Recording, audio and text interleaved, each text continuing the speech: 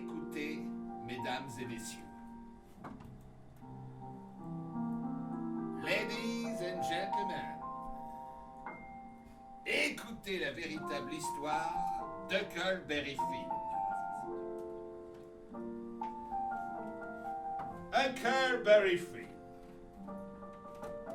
Enfant sauvage qui n'a jamais connu sa mère. Huckleberry Finn. On cherchait un texte à adapter pour la Huchette en comédie musicale.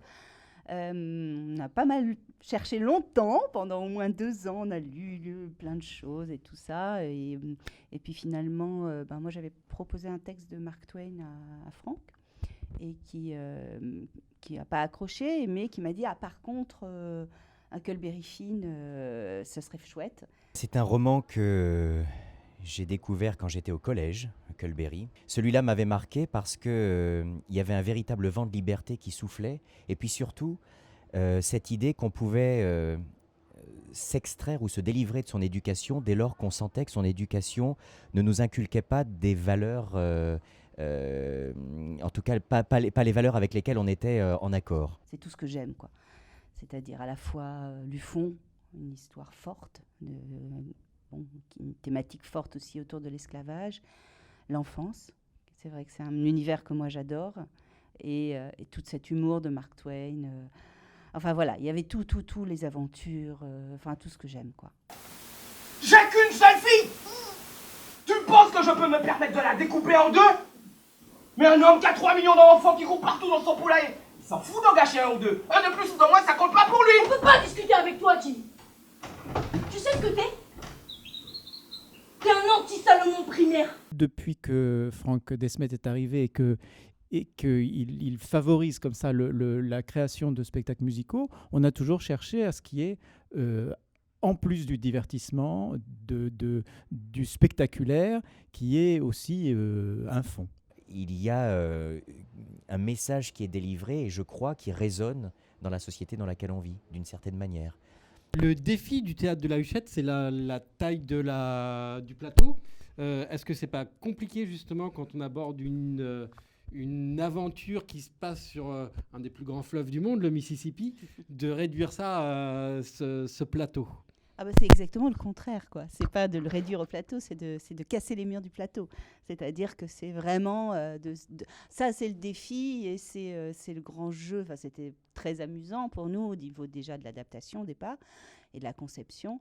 Et c'était de voir comment, par quels moyens théâtraux, on allait pouvoir casser les murs et faire voyager les spectateurs. C'était un vrai plaisir d'imagination de se dire comment on allait pouvoir faire ça, quoi. Pourquoi avoir choisi pour le rôle de Huckleberry de faire jouer une femme pour le rôle d'un garçon? Pour moi, c'était une évidence dès le départ. Ça n'a pas été une évidence pour tout le monde. Pas pour moi. Voilà. Donc, mais ça l'est devenu au cours des auditions, parce que les quelques plus jeunes garçons qu'on a auditionnés ne donnait pas du tout l'apparence d'un enfant de 14 ans. Cet Huckleberry Finn, c'est un garçon, mais ça aurait pu être une fille. On s'en fout complètement. Voilà, au fond, c'est pas le propos. C'est pas genré, quoi. Il n'y a pas d'histoire d'amour, il n'y a pas de machin, c'est un môme, quoi. C'est juste un enfant. Un enfant, s'il était né une fille, ça aurait été exactement la même histoire. Son père l'aurait élevé exactement de la même manière, il aurait été maltraité exactement de la même manière, elle n'aurait pas eu de père. Enfin, ça aurait été la même chose. Et alors, il y a un élément du coup qui n'était pas prévu au départ, c'est que, en fait, pendant le spectacle, un personnage qui intervient dit à Huckleberry, je vais te faire débuter au théâtre, je serai Roméo et tu seras Juliette. Au fond, c'est un petit côté un peu shakespearien. On a une fille qui joue un garçon qui se déguise en fille. Où elle est formidable, c'est que on a eu beaucoup de gens qui nous ont dit, quand on la voit habillée en fille, on se dit, c'est un garçon habillé en fille. J'ai pas mal de spectateurs qui pensent que c'est un jeune garçon. D'ailleurs, elle-même, je crois, ne sait plus très bien. On lui demandera. Est-ce que vous pouvez nous parler des défis de votre rôle à chacun d'entre vous? Moi, je sais. Moi, je sais. C'est sur quoi j'ai beaucoup travaillé avec Hélène, notre metteur en scène, c'est le côté spontané et pas réfléchi du personnage. Parce que c'est un petit garçon, parce qu'il parle avant de penser. Et que j'ai tendance, moi, en tant que comédienne, à intellectualiser beaucoup. et à fixer les choses. Toi-même, tu sais. On a beaucoup travaillé dès le début notre lien en fait entre Jim et Huck. Donc le dialogue, le fait qu'on doive toujours être aux aguets l'un envers l'autre. Et les soirs où c'est le plus beau, c'est quand on pense pas à nous et nos personnages, c'est quand on est à l'écoute de l'autre en fait. Moi, le plus difficile, c'est de chanter, parce que moi, je suis pas chanteur, par contre. Enfin, je chante un peu normalement comme tout le monde, mais je suis pas un chanteur professionnel. Donc, j'ai eu beaucoup de mal pas tellement à chanter, mais à me souvenir du texte. C'est fou, quoi. Aussi bien quand on dit du texte, enfin, normalement, je peux apprendre, et puis, mais les paroles d'une chanson, même si c'est des paroles simples, c'est incroyable comme c'est difficile à mémoriser pour un non-chanteur quand il doit chanter. Que faut-il que je fasse? Faut-il que je trépasse dans mon linceul? Laissez-moi prendre place. Pour le choix de Joël, ça a été très compliqué. On a auditionné énormément de comédiens.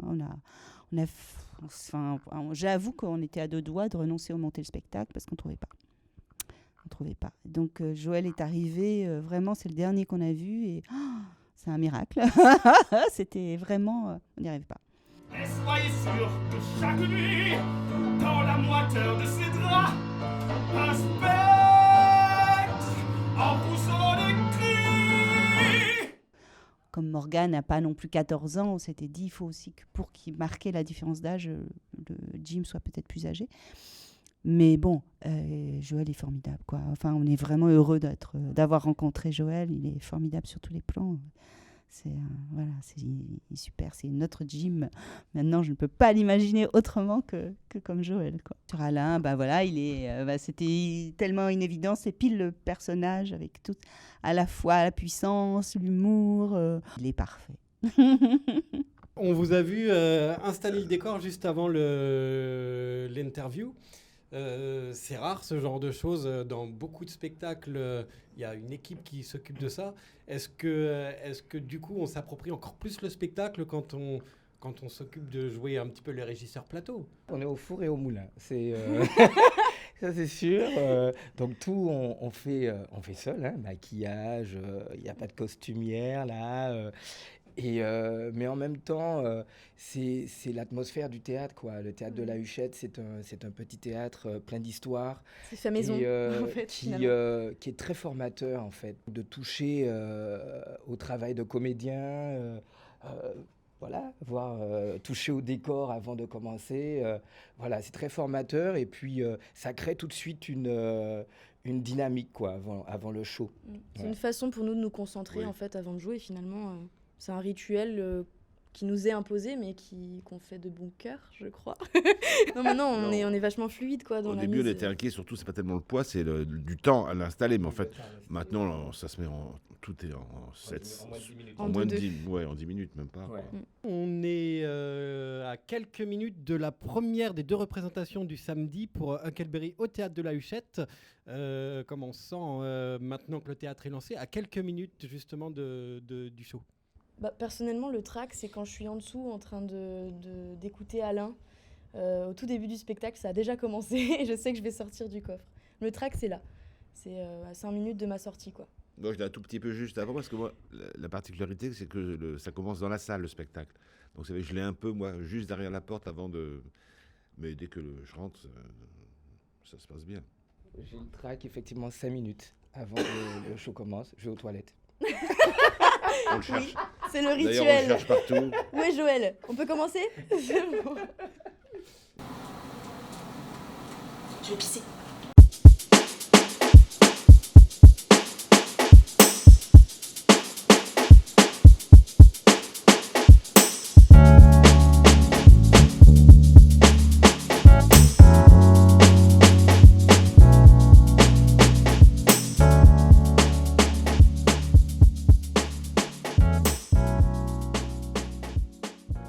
Les réactions du public, on sent sur les réseaux sociaux que ça vous touche. Tous les soirs, il y a ce même retour du public. En tout cas, on est ravis que la mise en scène, que le travail de mise en scène, que le travail de musique ait porté ses fruits, puisque finalement, les gens, quand ils viennent, ils sont très ravis du spectacle. Le public qui sort a à chaque fois des commentaires qui nous marquent. Les gens qui sortent de la salle nous disent qu'on est très généreux.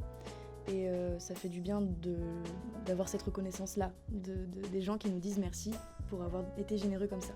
Parce qu'on donne vraiment de nous-mêmes.